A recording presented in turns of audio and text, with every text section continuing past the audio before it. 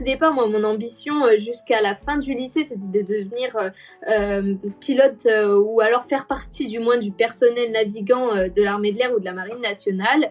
Malheureusement, ça n'a pas pu se faire parce que je fais 1m53 et la taille minimale requise est de 1m60. Donc ça a été une très très grande déception pour moi.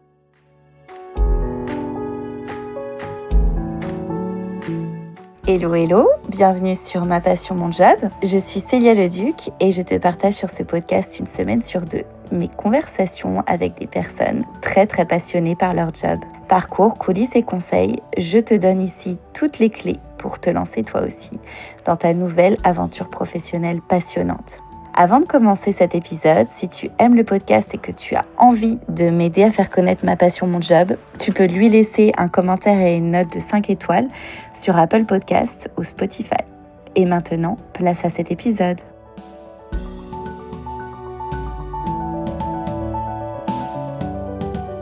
La tête dans les nuages. Cette semaine, on continue notre série dédiée à l'aviation avec Elodie du compte Instagram Passion Aéro.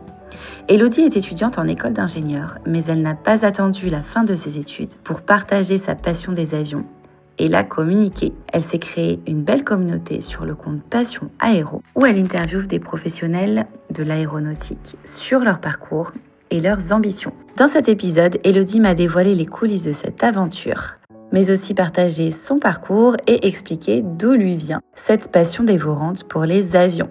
Et maintenant, place à notre conversation.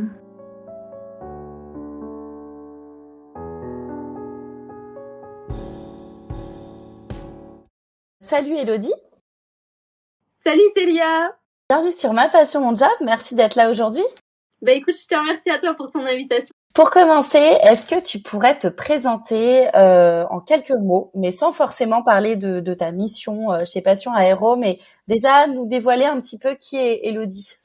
Alors oui, avec grand plaisir. Bon, ça va être dur de pas parler d'aéronautique, ça je promets rien parce que ça occupe une grande partie de ma vie.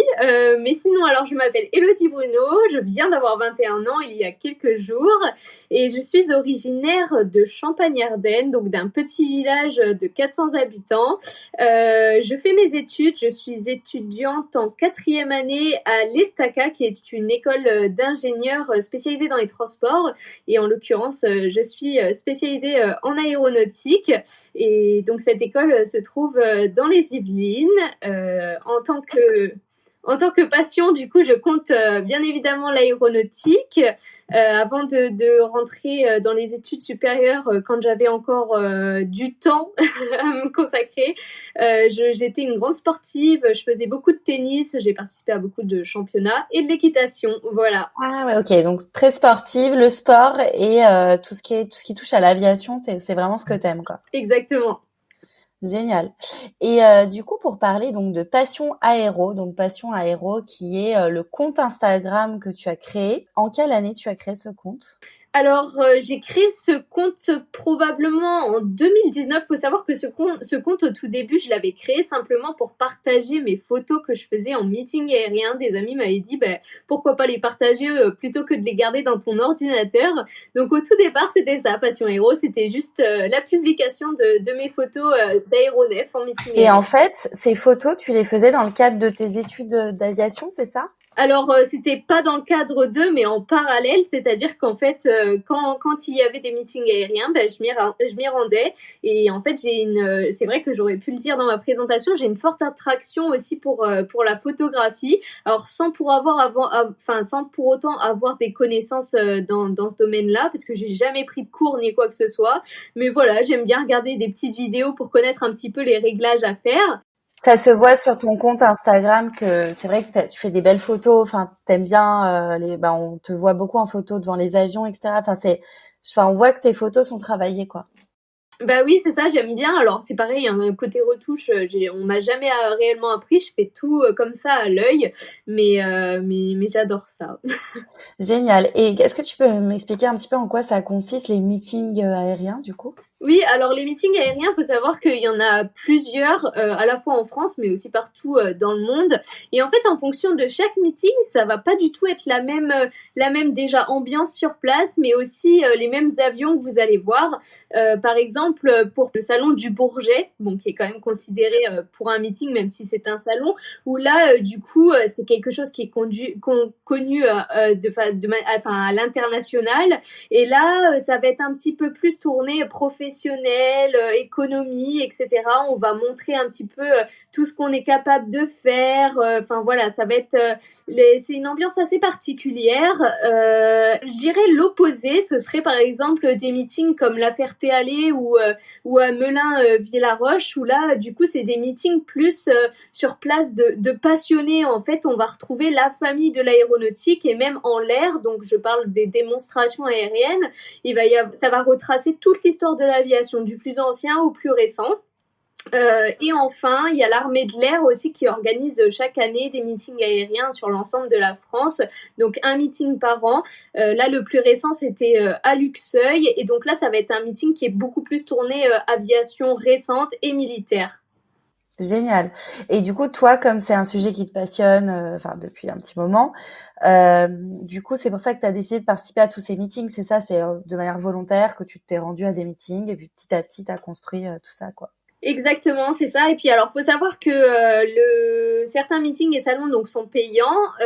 En revanche, par exemple, les meetings qu'ils ont proposés une fois par an par l'armée de l'air, eux sont complètement gratuits. Donc voilà, c'est comme ça, il y en a un petit peu pour tout le monde. Mais en tout cas, même pour les personnes qui sont pas forcément passionnées d'aviation, j'en ai vu là justement à Luxeuil des gens qui étaient pas forcément passionnés, mais qui sont venus en famille, des parents avec leurs enfants, juste pour montrer un petit peu. Et c'est vrai que c'est quand même quelque chose à faire.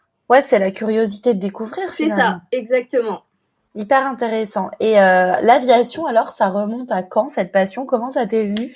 Alors, depuis très jeune, alors c'est vrai que le déclic a été assez particulier, mais bon, on va dire que déjà très jeune, j'ai quand même baigné dans ce milieu-là, dans le sens où, certes, j'habite dans un petit village de 400 habitants, mais au bout, il y a un aérodrome. Donc, j'avais l'habitude déjà de voir passer un petit peu les avions. Mes parents m'ont emmené également très tôt au salon du Bourget. Donc voilà, déjà, donc là, on parle j'avais à peine 10 ans. Eux aussi, ils adoraient l'aviation ou Alors pas non, plus que pas ça? du tout. Enfin, ils y portent, ils aiment bien, mais sinon c'est pas du tout une passion ni quoi que ce soit. Enfin voilà, aller à un meeting de temps en temps, pas de souci. Mais voilà. Et donc ensuite j'ai fait aussi mon baptême de l'air très tôt. Du coup c'est pareil, j'avais même pas 10 ans. Alors je saurais plus redonner l'âge exact. Et en fait, c'est tout. J'avais l'habitude de voir des avions. Un jour, alors là, c'est très particulier. Là, on va vraiment parler de mon déclic qui a fait que je n'ai jamais lâché l'aéronautique.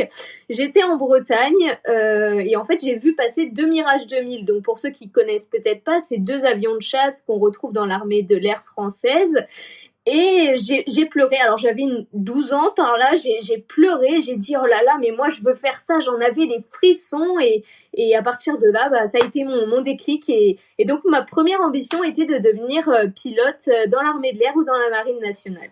Ok, donc en fait, t'es encore très jeune, 21 ans, mais effectivement, la passion pour l'aviation n'est pas arrivée comme ça. T'avais déjà ce truc depuis, parce que je me disais, disons qu'à 21 ans déjà avoir créé, c'est que ça oui, date, oui, c'est venu ça très remonte tôt. quoi.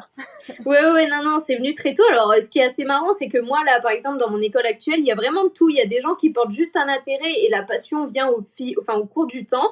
Mais moi, ça a été un déclic très jeune et ça m'a jamais lâché. Et je pense que ça me lâchera jamais. Hein. Une fois qu'on est piqué, on est piqué. Et qu'est-ce que t'aimes alors dans l'aviation, dans les avions Alors, ce qui me passionne le plus, pour être honnête, c'est surtout l'aviation militaire ou l'aviation, la partie Warbirds. Alors, Warbirds, en gros, c'est le nom qu'on donne aux avions qui étaient utilisés pendant la Seconde Guerre mondiale, etc. Donc moi, c'est surtout ces avions-là qui me font vibrer, qui me passionnent. En fait, je sais pas expliquer pourquoi. Vraiment, quand je vais voir un avion de chasse ou un P-51, donc qui est un un Warbirds, ça va me faire ressentir des choses que je sais pas expliquer. Vraiment, c'est inexplicable ce que je ressens. Et puis bon, bah, les hélicoptères, alors les hélicoptères au départ, je m'intéressais pas trop à ça, je sais pas pourquoi, ça m'intéressait, ça titillait pas ma curiosité autant que les avions. Mais ça vient au fur et à mesure, peut-être d'ailleurs à travers les profils que je rencontre à travers mes interviews là, vraiment ça me plaît de plus en plus et je m'intéresse de plus en plus aux hélicoptères. Et après, bon, j'aime bien l'aviation civile aussi, mais c'est vrai que c'est vrai qu'on voit quand on va sur ton profil, enfin quand je t'ai découvert du coup via Instagram, tout de suite c'est vrai qu'on voit le côté militaire, enfin les photos que tu fais, on voit qu'il y a quelque chose, mais après ouais, t'as l'occasion, on en reparlera après de rencontrer plein de personnes différentes, pas que dans ce domaine-là. Okay. Et du coup, qu'est-ce que tu fais alors au quotidien sur ce compte? Comment ça se passe? Tu fais ça donc en parallèle de tes études, c'est ça? C'est ça, exactement. Alors en fait, donc comme je vous l'ai dit, Passion Héros au départ, c'était juste du partage de photos, d'ailleurs qui n'étaient pas très très belles au départ, enfin qui n'ont rien à voir avec celles d'aujourd'hui. Mais à l'heure actuelle, en fait, j'ai eu l'idée en novembre 2020, donc pour resituer, c'était lors du second confinement. En fait, j'avais mon petit frère qui était en terminale, donc j'ai vu directement l'effet que ça pouvait avoir sur eux. Donc quand je dis sur eux, c'est sur les lycéens, les collégiens, enfin les jeunes, en fait, qui cherchent leur orientation. J'ai vu que pour eux, c'était compliqué de trouver des réponses à leurs questions parce que déjà, les salons étudiants s'annulaient tous un à un ou alors étaient en virtuel, mais du coup, c'était assez spécial. Alors déjà que de base, c'est déjà pas facile. C'est alors ça. En plus, voilà, exactement. Déjà que c'est pas facile. Bon, c'est pareil. Il y a beaucoup de jeunes. Souvent, c'est les parents qui forcent à aller à des salons étudiants, etc. Mais alors là, en ligne, moi, j'imagine même pas.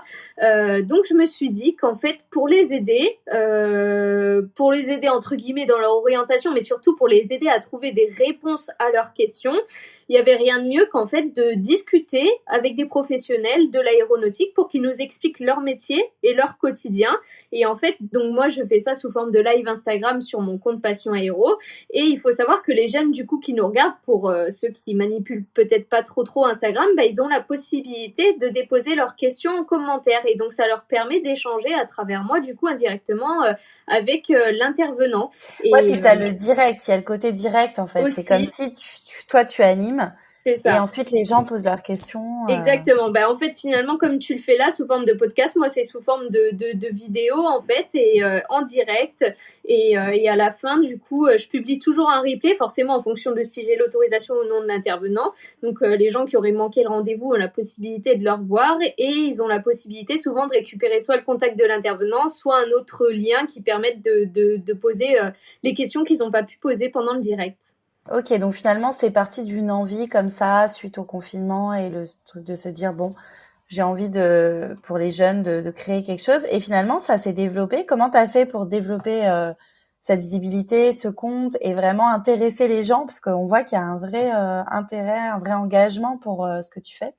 Alors au départ, ce qui est marrant, c'est que je l'avais fait, j'avais commencé sur mon compte personnel parce que en fait, la majeure partie des gens qui s'étaient proposés, j'avais mis un petit post en fait, et la majeure partie des gens qui s'étaient proposés, c'était des amis à moi, enfin des étudiants, tout ça, et en fait, j'ai pas tout de suite tilté qu'il fallait que je le fasse sur un compte public, sur un compte, enfin sur mon compte Passion Aéro. Donc au départ, j'avais fait 2 interviews, il me semble, sur mon compte personnel, et en fait rapidement ça a pris de l'ampleur, c'est-à-dire que y a des gens du coup qui sont retrouvés sur sur l'échange et qui se sont dit moi aussi j'aimerais bien partager mon expérience, etc. Donc hop, ça a basculé sur Passion Héros et de là il y avait des professionnels qui m'ont dit j'ai vu que tu avais interviewé mon collègue, etc. Et c'est vrai que quand on présente la chose à des professionnels, c'est pas forcément très rassurant parce que déjà c'est sur Instagram, on sait à l'heure actuelle qu'il faut être très vigilant avec les réseaux sociaux, etc. Moi c'est assez tactique d'avoir choisi Instagram dans le sens où mon objectif est de toucher des jeunes. À l'heure actuelle, les jeunes, tu leur donnes rendez-vous sur Teams ou quoi, je suis pas sûre qu'il y en ait autant que si tu fais un live sur Instagram et que eux, ils reçoivent une notif, ils ont juste à cliquer dessus et c'est simple pour eux. Donc voilà, je me suis dit pour toucher les jeunes, le plus facile, c'était de faire ça sur les réseaux sociaux. Et voilà. Et puis après, les professionnels, comme je publie les replays, ils ont vu que c'était quelque chose de sérieux, ils ont eu confiance. Et maintenant, à l'heure actuelle, j'ai même des entreprises, la communication de certaines entreprises qui justement me contactent pour me proposer des gens de leur entreprise. Super, ouais, c'est génial. En fait, ça a fait effet de boule de neige petit à petit. Exactement. C'est exactement ça. Si on pouvait imager la chose, ce serait exactement ça. Trop bien. Et du coup, qu'est-ce que ça t'a appris cette expérience? Alors bon, la partie photo, effectivement, que tu as pu développer, mais j'imagine que ça doit être hyper enrichissant. Qu'est-ce que ça t'apporte, toi, au quotidien? Alors moi forcément alors rien que mon but est d'apprendre aux jeunes les métiers qui peuvent exister. Et alors un jour je me suis fait surprise parce que moi-même j'ai appris un métier que j'ignorais complètement, donc le métier de lobbyiste aéronautique. Alors la personne qui a présenté son métier l'a défini, là je reprends vraiment ces mots. Lobbyiste aéronautique, selon elle, c'est être l'avocat en gros de l'aéronautique, pour vraiment imaginer de manière très très générale et pas rentrer dans les détails. Donc ça, par exemple, moi, je savais pas. Donc je découvre plein de choses côté métier, côté parcours. Ensuite, ça me permet de développer aussi mon réseau. Je sais pas pourquoi, mais je suis toujours à l'affût de rencontrer des nouvelles personnes dans l'aéronautique, de connaître des expériences, des différents parcours. Je sais pas, ça m'attire, ça me passionne. J'adore écouter le parcours des gens, écouter leur histoire, écouter leurs anecdotes. C'est génial. En fait, finalement, même si tu es dans une école d'ingénieur, on peut se dire c'est très carré, etc., technique. Toi, t'aimes bien le côté animation, rencontre, communication. Oui. Alors ça, c'est mes parents qui me l'ont toujours dit, que j'avais un peu la fibre, c'est ça, un peu sociale, etc. Alors c'est vrai que c'est un peu en contraste avec mon école d'ingénieur, mais voilà. Non, je suis ravie de justement pouvoir avoir les deux, à la fois cette école d'ingénieur et à la fois cette activité qui me permet d'être un peu plus sur le social, les relations. Mais non, vraiment, ça m'apporte pas mal de choses, mine de rien, et effectivement des choses auxquelles j'aurais pas pensé dès le départ. Enfin, jamais j'aurais pensé à prendre de nouveaux métiers ou que sais-je. Et du coup, niveau métier, alors toi, tu as une vision de ce que tu voudrais faire, ou comment tu te vois et toi par rapport à ton métier futur et l'évolution de Passion Aéro, du coup Alors du coup, comme je te l'avais dit au tout départ, moi mon ambition jusqu'à la fin du lycée, c'était de devenir pilote ou alors faire partie du moins du personnel navigant de l'armée de l'air ou de la marine nationale. Malheureusement, ça n'a pas pu se faire parce que je fais 1m53 et la taille minimale requise est de 1m60. Donc assez dommage. Voilà, donc ça a été une très très grande déception pour moi. Bon, faut savoir que c'était il y a presque 4 ans, donc là j'ai eu le temps de m'en remettre un petit peu. Je savais pas du tout qu'il y avait comme ça une limite, je savais pour les hôtesses de l'air, tu sais, pour la taille, etc. Mais pour les pilotes, ok. Il y a très peu de personnes effectivement qui le savent. Alors forcément, comme il y a beaucoup plus d'hommes qui se proposent que de femmes, on connaît plus facilement la taille maximale. Alors moi là, du coup, je la connais pas parce que ça me concernait pas. Mais on connaît plus facilement la taille maximale que minimale, effectivement. Mais voilà, il y en a une, c'est aller de 1m60. Et donc là, moi, grosse déception. Il fallait que je trouve quelque chose. Alors je voulais être dans l'aéronautique après mon bac. Donc j'ai essayé de chercher et quand même d'avoir un beau bagage, quoi, pour pas me fermer de porte et avoir quand même des opportunités, le temps de rechercher un nouveau métier qui pourrait éventuellement me plaire. Donc j'ai trouvé l'ESTACA, donc école post-bac spécialisée, école d'ingénieur spécialisée dans les transports, et donc ça proposait la filière aéronautique. Donc la particularité de cette école d'ingénieur qui est post-bac, c'est qu'on peut y faire 2 ans de classe préparatoire intégrée. On n'est pas obligé de faire 2 ans de classe prépa dans un lycée, on est déjà dans l'école et ensuite on enchaîne avec 3 ans d'école d'ingénieur. Il suffit juste de valider les années avec des partiels. T'en es où là du coup ? Du coup, moi là je suis en 4e année, filière aéronautique, et l'année prochaine j'aurai une spécialisation à choisir. Et pour ma part, je vais choisir la spécialisation exploitation et maintenance parce que effectivement, faut savoir que mon école, elle est quand même je trouve qu'elle est quand même assez orientée conception, bureau d'études. Et moi, ça, je suis sûre de ne pas faire ça parce que ça ne me plaît pas. J'aimerais plutôt effectivement me diriger vers l'exploitation, les opérations, la production, quelque chose qui est un peu plus sur le terrain, un petit peu plus proche de l'aéronef. Donc tu sais bien ce que tu veux faire, ça serait en tout cas ingénieur, mais dans un domaine précis. Et moi, je te vois très bien aussi. Bon, hein, c'est un petit peu comme je suis dans la reconversion professionnelle, c'est vrai que de ce que tu me dis, en tout cas passion aéro, je vois peut-être des choses que tu pourrais continuer par rapport à ça. Peut-être en faire une entreprise, vraiment. C'est Bah, quelque chose que tu aimerais.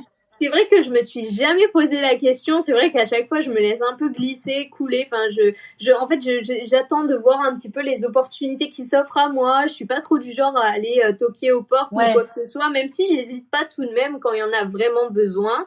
Mais c'est vrai que je laisse un petit peu les opportunités venir à moi. J'aime pas trop bousculer les choses. Enfin, déjà, la tournure que prend Passion Héros, là, c'est vrai que ça se développe. Là, je viens de passer les 10 000 abonnés. Moi, ça me convient. Enfin, c'est pas du tout ce que je cherche, en fait, mais ça Non, me mais convient très bien. tu fais J'aime plein bien de cette lives, dynamique. tu rencontres plein de personnes, enfin ça se développe de plus en plus. Donc ça c'est chouette. Bon, en tout cas, tu as envie de continuer de développer. Ah oui, ça c'est sûr et certain que j'ai envie de continuer et de développer et pourquoi pas à l'avenir, au lieu de faire des interviews en distanciel, faire plus en présentiel, pouvoir me déplacer. Malheureusement, là, j'ai pas la possibilité avec mes études, mais ça, c'est une de mes ambitions, effectivement, d'aller vraiment à la rencontre des gens et sur les lieux, leurs lieux de travail et pouvoir filmer ça. Ça, c'est une de mes ambitions. C'est vrai que là tu parlais d'orientation, mais enfin moi je sais que quand on m'a parlé d'orientation, on pense tout de suite au salariat et à toutes les écoles, les métiers, etc. Mais il y a aussi beaucoup maintenant d'opportunités de créer sa boîte ou d'être en freelance ou de travailler sur plusieurs projets. Voilà, donc c'est vrai que ça c'est bien aussi de le redire si on a des personnes, des étudiants qui nous écoutent, que au-delà des voies classiques, il y a même des jeunes, enfin des personnes jeunes qui se lancent dans des projets. Et aujourd'hui, il y a quand même beaucoup d'opportunités, comme tu disais, quoi. Bien sûr, oui, non, mais je te rejoins là-dessus. Moi, j'ai déjà des amis là au sein de ma classe qui ont créé leur propre entreprise. Alors c'est vrai que c'est quelque chose qui fait peur au départ. Moi-même là, de me projeter un petit peu, de me dire créer mon entreprise, Passion Héros et tout. C'est vrai que ça me fait peur et je me dis mais, enfin, je sais pas. Mais ça se fait parce que j'ai moi-même des amis de ma classe qui le Ouais. font. Donc Et puis je crois qu'il y a d'ailleurs une possibilité d'avoir un statut, tu sais, étudiant entrepreneur. auto-entrepreneur, c'est ça. Donc, de possibilité de commencer et de voir justement si à la fin de ses études, bon bah ok, est-ce que c'est rentable et je peux m'y lancer, ou est-ce que je prends d'abord un job et je gère un petit peu en parallèle, quoi. Ben c'est ça. Et puis du coup, pour m'être penchée sur le sujet, où là, je parle juste de ouvrir un compte, enfin pour devenir étudiant auto-entrepreneur, ça n'a aucune charge. Si jamais au final, pendant l'année, on ne fait rien, on n'a aucune charge non plus. Enfin, quand je dis on fait rien, et du coup, on n'a aucun chiffre d'affaires, ça, a priori, ça n'apporte aucune charge non plus. Donc, Exactement. Et moi, c'est marrant, j'avais interviewé une fille. Alors elle, bon, son métier c'est créatrice de contenu. Enfin, elle est influenceuse, mais elle préfère le terme créatrice de contenu. Et elle a commencé bon, ça fait 8 ans.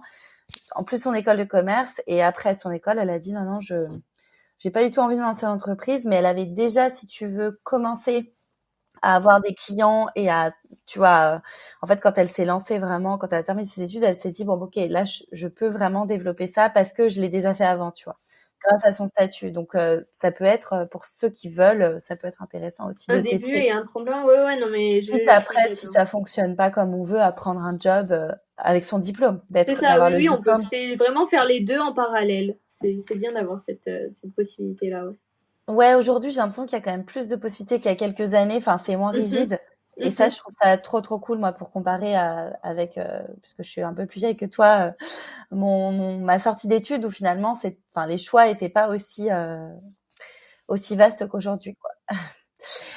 Quel est ton meilleur souvenir, du coup, sur Passion Aéro? Vraiment, quelque chose qui t'a marqué? Alors, du coup, ce serait pas sur Passion. Alors, si, sur Passion Héros, il y a déjà eu des choses formidables. Hein. C'est-à-dire, par exemple, une des interviews que j'ai fait avec un pilote de la patrouille de France, mais en plus, c'était dans les premières interviews. Mais moi, à ma petite échelle, jamais j'aurais pensé pouvoir faire ça déjà. Donc ça, c'était assez incroyable pour moi.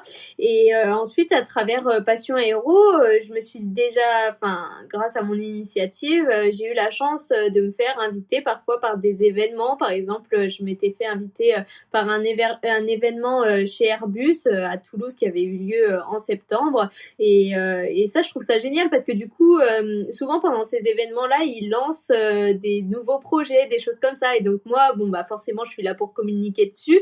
C'est pour ça qu'ils me font venir aussi. Et donc je peux partager ça à ma communauté. Donc ils sont un petit peu contents aussi parce que c'est en quelque sorte des privilégiés aussi. Donc c'est ça qui est génial, c'est que ouais, en fait, ça te donne l'opportunité d'être au cœur en fait c'est ça de ta passion, et pouvoir quoi, partager ça aux personnes qui me suivent et qui le méritent d'ailleurs amplement. Ok, et les personnes de ta communauté, c'est en grande partie des jeunes qui veulent s'orienter ou tu as aussi d'autres personnes, j'imagine Alors, j'ai un peu de tout, mais on va dire que la grande majorité des gens, alors d'après les statistiques, ils ont entre 17 et 34 ans.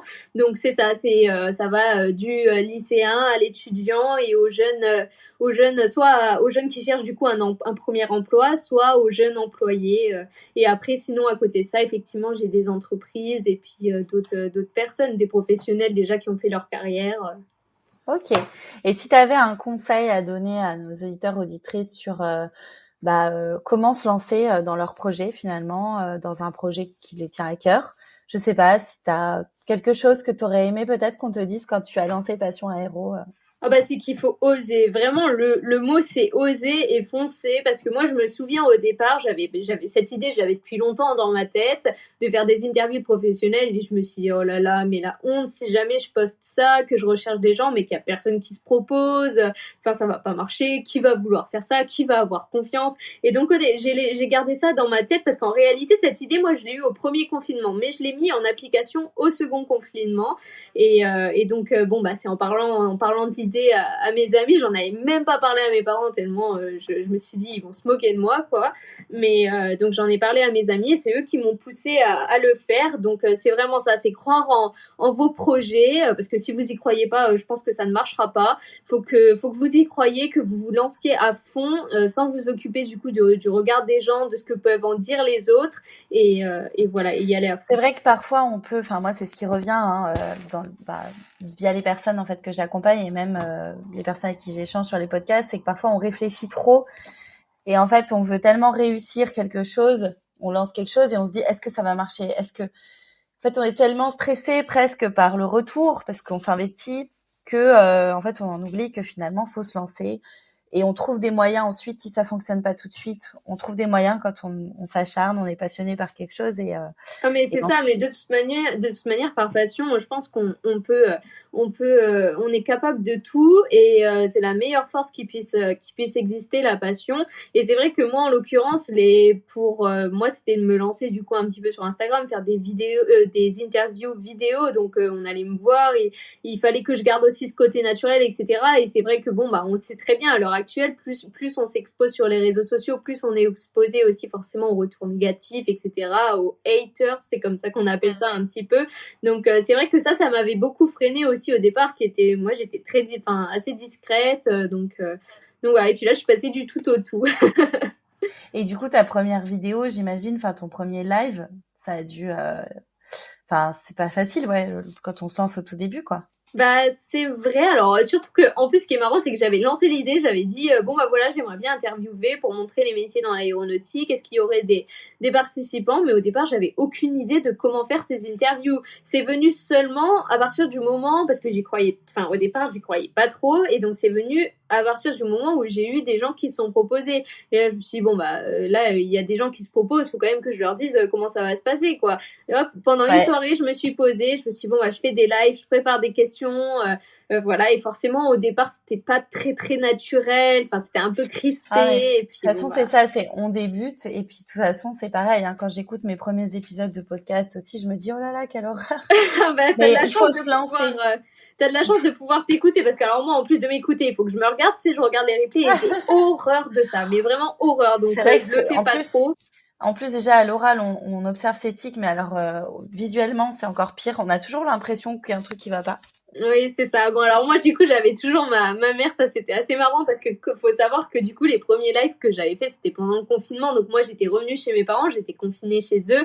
Et donc après chaque live, je courais dans la chambre. Alors maman, c'était comment? Et donc elle me faisait tout son débrief. Alors les tics avec les cheveux, les machins, enfin bref. Donc du coup, c'était génial. elle qui me faisait son Comme retour. ça, t'as pas besoin de regarder du coup. Voilà, exactement. Elle savait très bien que je pouvais pas me regarder et pas m'entendre. Donc du coup, c'est elle qui me faisait les retours parce que bon, effectivement, c'est bien de pouvoir se re-regarder et se réentendre parce que ça nous permet de nous corriger. Bon, En il tout faut cas, que je prendre passe des le retours stade. de personnes qui nous connaissent bien et qui sont en mesure d'être C'est honnêtes, ça. quoi, de dire bon bah là, tu pourrais améliorer ça. Exactement. Moi, je m'en rappelle au départ quand je faisais des lives Instagram, j'en ai fait quelques-uns, même si c'est pas le cœur du podcast, c'est tu sais pour faire tenir du coup le téléphone. Enfin, c'est bête, mais après je me suis acheté un truc parce que ça a bougé. Donc Exactement, un ami comme m'avait ça. dit que c'était super, mais tu bougeais vachement. Ouais. Ben moi c'était à peu près, alors il y a eu ça, il y a eu effectivement le téléphone parce que moi comme je le posais ça me bouchait mon micro, donc là maintenant je me suis acheté un support qui fait que ça ne bouge pas mon micro. Et ensuite c'est pareil, dans mon autre chambre j'avais du coup un siège qui tournait et donc on me voyait gigoter sans cesse de droite à gauche et donc bon bah c'est pareil, hein, ça s'est corrigé. Et ça c'est juste, voilà, c'est pas grave, on n'en meurt pas. Ah non Donc, non non, ceux qui mais nous clairement. écoutent, faut dépasser cette peur et y aller, quoi. Exactement. Pour terminer, je voulais te proposer de faire le traditionnel passion quiz du podcast. Donc, c'est un petit quiz qui permet de mieux te connaître. Oui. Est-ce que tu es prête? Je suis prête. C'est le passion quiz. Alors, Élodie, est-ce que tu es plutôt thé ou café? J'ai envie de dire que ça dépend. Je suis un peu des deux là. Je triche, non? Je suis plutôt thé pendant mes révisions et café le matin avant les partiels. Ok, donc le café pour se booster. C'est ça. Ok. Et tu es plutôt du genre à te coucher tard ou à te lever tôt? C'est À quoi me un petit peu coucher ton tard. rythme? À me coucher très tard et à me lever tard le plus tard possible. Ok, donc plutôt du soir que du matin. Oui. Un livre qui t'inspire ou qui t'a marqué? Un livre, alors c'est une autobiographie de Dorine Bourneton qui est en fait une femme qui est actuellement pilote de voltige, mais sa particularité c'est qu'elle est handicapée, elle a plus du tout l'usage de ses jambes et en fait elle a eu un accident lorsqu'elle était jeune, qu'elle voulait se rendre en avion à un meeting aérien et la météo s'est dégradée, ils ont eu un crash d'avion, c'est la seule rescapée de ce crash et en fait elle avait pour ambition de devenir pilote professionnel et à l'époque c'était interdit que les handicapés, les personnes handicapées soient reconnues comme pilotes professionnels. Et donc, elle a mené tout son combat pour que, à l'heure actuelle, elle soit reconnue en tant que pilote professionnel. Et donc, elle fait de la... Ah oui, moi, je l'adore. J'ai déjà eu l'occasion de la rencontrer. Vraiment, son histoire me fascine. Et donc, à l'heure actuelle, elle est pilote professionnelle de voltige et elle fait aussi des meetings aériens. Voilà.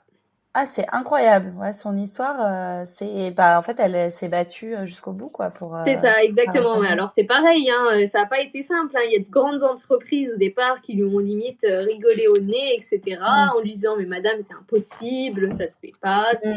Et au final, elle a réussi. Donc, comme quoi, en se battant, on y arrive. Je voulais savoir aussi une personne qui t'inspire, qu'elle soit connue ou pas.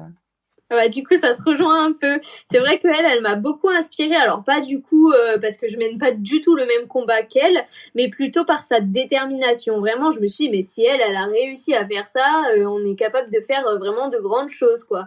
Donc elle m'inspire beaucoup. Après, c'est vrai que par rapport à Instagram, par rapport à mon contenu, il y a toujours des comptes où je me dis, oh, ça c'est beau, je regarde les photos qu'ils font, et ça m'inspire aussi. Mais elle, surtout. Et oui, je comprends, hein, c'est vraiment un modèle de courage et de pugnacité pour le coup. C'est ça. Pour terminer, est-ce que tu aurais une citation que tu voudrais partager sur le podcast, peut-être qui te parle, qui te motive, quelque chose qui t'anime? Alors, j'ai peut-être pas, là je vais peut-être la modifier parce que c'est vrai que je la connais pas par cœur, mais c'est fait de ta vie un rêve et de ton rêve une réalité. Ça ressemble à quelque chose comme ça et vraiment cette citation, je trouve qu'elle me représente bien. Alors bon, c'était pas non plus un rêve de faire des interviews professionnelles en aéronautique, mais c'était un très très très grand souhait et j'y ai cru et ça a marché et je pense que de manière générale, c'est pareil. il faut vraiment croire en ses rêves et tout faire en fait pour les réaliser. Ouais, j'adore cette citation en fait. Enfin, alors, ouais, je l'ai peut-être modifiée un petit peu, je suis désolée. Non, mais on se met beaucoup de barrières en fait. Et quand on voit comme on est nous, et quand on voit ce que certains peuvent faire, qui ont pas les chances qu'on a, ou tu vois, quand on parle de personnes handicapées, ou enfin, on se dit que finalement tout est possible. Bien sûr. C'est vraiment quelque chose qu'il faut se répéter. Alors même si on entend beaucoup parler dans les livres de développement personnel et autres, je trouve que c'est vraiment quelque chose de tellement vrai et à se répéter quand on n'a pas le moral ou quand on se dit non, etc. C'est bien sûr, non, mais je suis complètement. Bon, alors désolée du coup si je l'ai un petit peu écorché, j'avoue que je la connais pas sur le bout du. Écoute, pour moi c'était cette citation là en tout cas que j'avais en tête. Parfait. Eh ben écoute, je te remercie beaucoup Élodie pour cette conversation. Donc je vais mettre bien sûr où te retrouver sur Instagram. Est-ce que t'es présente ailleurs que sur Instagram, ou tu projettes peut-être de créer un site ou d'autres endroits ou Alors pour l'instant je suis surtout présente sur Instagram, j'avais essayé un petit peu sur Facebook mais j'avoue que ça marche pas trop, donc surtout sur Instagram, peut-être à l'avenir sur YouTube, à l'avenir. Et sinon en ce qui concerne les professionnels qui souhaitent entrer en contact avec moi, peut-être des gens qui souhaitent parler de leur parcours aéronautique, qui peuvent me retrouver aussi sur LinkedIn, Élodie Bruno. Ok, très bien. Donc pas encore de site, mais peut-être pour ta future entreprise. Peut-être, voilà.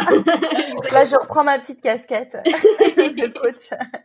Mais écoute Célia, vraiment un grand merci à toi de m'avoir invitée. Je suis ravie déjà de savoir qu'il y a également une femme qui a un petit peu la même activité que moi, mais de manière générale, parce que toi tu présentes différents métiers. Donc c'était assez marrant de savoir que tu faisais ça, et puis surtout la manière par laquelle tu es rentrée en contact avec moi, c'était plutôt drôle. Ce pilote, on va rappeler l'anecdote, pilote que j'ai rencontré par hasard dans un café à Paris et qui m'a parlé de toi, qui était autrichien en plus, qui me dit « Ah, mais il y a une fille qui fait la même chose que toi, mais sur les avions. » Je lui dis « Ah bon ?» Trop drôle, quoi. Mais c'était excellent. Eh bien, écoute, en tout cas, je te remercie beaucoup pour cet échange et je te dis à très bientôt. Un grand merci pour votre écoute. J'espère que cette exploration vous a plu. Si vous avez écouté cette conversation jusqu'ici, eh bien je pense que oui. Alors le meilleur moyen de me le dire et de m'aider à faire connaître le podcast, eh bien c'est de me laisser un petit mot doux en commentaire avec une note de 5 étoiles sur Apple Podcast ou sur iTunes. Ça vous prend 1 minute et vraiment ça m'aide énormément. De mon côté, sachez que j'ai pris beaucoup de plaisir à vous faire découvrir cet univers et ce job passionnant. Si vous avez quelque chose à me suggérer, un commentaire ou quoi que ce soit d'autre, eh bien vous me contactez par mail à mapassionmonjob@gmail.com. Et pour ne rien louper de mes aventures d'exploratrice et retrouver toutes les coulisses du podcast, eh bien ça se passe sur le compte Instagram et Facebook de Ma Passion Mon Job. Je vous dis à très bientôt pour une nouvelle exploration.